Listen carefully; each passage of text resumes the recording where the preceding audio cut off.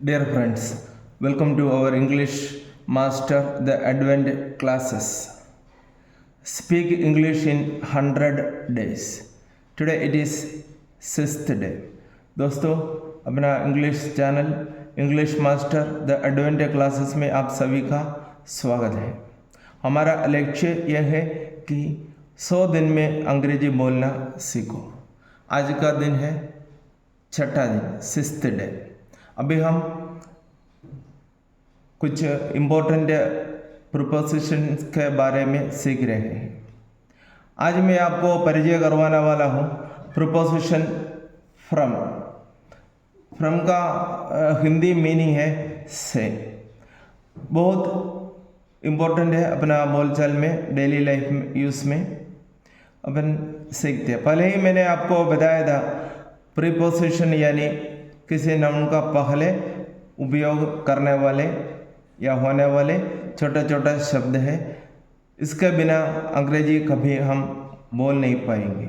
इसलिए कृपया मेरे चैनल को सब्सक्राइब करके, दोस्तों को शेयर करके, लाइक करके और कमेंट करके आगे बढ़े। लेट अस बिगिन यानी चलो हम शुरू कर देते। फ्रॉम होम यानी घर से। फ्रॉम होम यानी घर से। फ्रॉम स्कूल, स्कूल से यानी स्कूल नाउन है और वो तो हम हिंदी बोलने का समय वो पहले आते हैं और प्रीपोजिशन बाद में आते हैं। लेकिन इंग्लिश में हम प्रीपोजिशन पहले लिखते हैं और नाउन बाद में लिखते हैं। अपना कुछ करीब 10-15 दिन तक अपन इस प्रकार का कुछ वोकाबुलरी सीखेंगे ताकि हम आगे जाकर अंग्रेजी बहुत आसानी से सीख सकेंगे और बोल भी पाएंगे। इसलिए सभी लोग मेरा सपोर्ट करें। फ्रॉम स्कूल, स्कूल से। फ्रॉम द मार्केट यानी बाजार से। मार्केट यानी बाजार।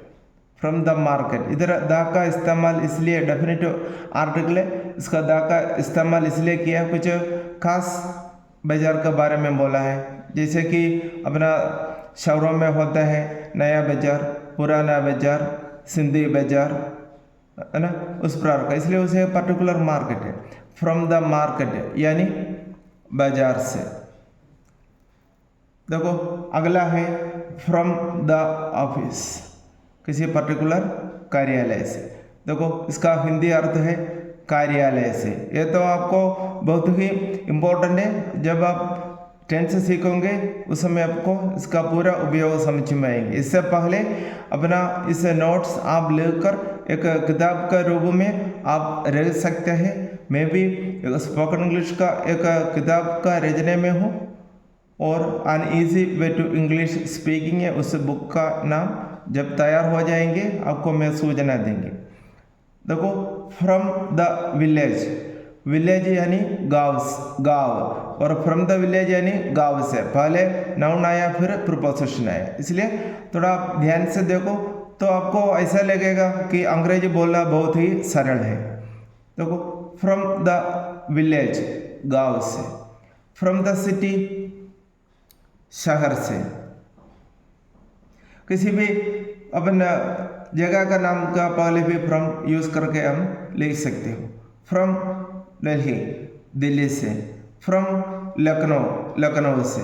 फ्रॉम उत्तर प्रदेश, उत्तर प्रदेश से। फ्रॉम हरियाणा, हरियाणा से। उस प्रकार हम आसानी से ढेर सारे इस प्रकार का फ्रेसेस यानी उसमें नाउन वगैरह नहीं होता यानी सब्जेक्ट वगैरह नहीं होता, उस प्रकार का छोटे छोटे वर्ड्स आप सीखकर इंग्लिश में आपका जानकारी बहुत अधिक बढ़ा सकते हैं। फ्रॉम टुडे, टुडे यानी आज। फ्रॉम टुडे यानी आज से। फ्रॉम नाउ, फ्रॉम नाउ यानी अब से, अभी से। फ्रॉम नाउ अब से। देखो अगला है फ्रॉम टुमारो, टुमारो यानी कल होते, आने वाला कल। फ्रॉम टुमारो यानी कल से। फिर है फ्रॉम देन, तब से। फ्रॉम देन, तब से। देखिए अगला फ्रॉम चाइल्डहुड, चाइल्डहुड यानी बचपन होता है, बचपन। फ्रॉम चाइल्डहुड यानी बचपन से, बचपन से के लिए हम सिंस चाइल्डहुड भी बोल सकते हैं। सिंस और इसका प्रयोग मैं बाद में आपको सिखाऊंगा, अभी केवल प्रिपोजिशन के रूप में हम फ्रॉम का उपयोग आपको बता रहा हूँ। और फ्रॉम चाइल्डहुड यानी बचपन से। आज मैं कुछ इस साइड में भी लिखे हैं, देखो फ्रॉम राइट टू लेफ्ट, दाएं से बाएं। देखो फ्रॉम टाइम टू टाइम, समय समय पर। अगला है फ्रॉम हेड टू टॉ, सिर से पांव तक।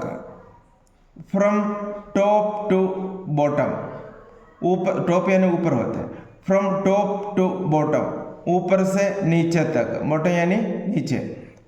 और फ्रॉम टॉप टू बॉटम यानी ऊपर से नीचे तक।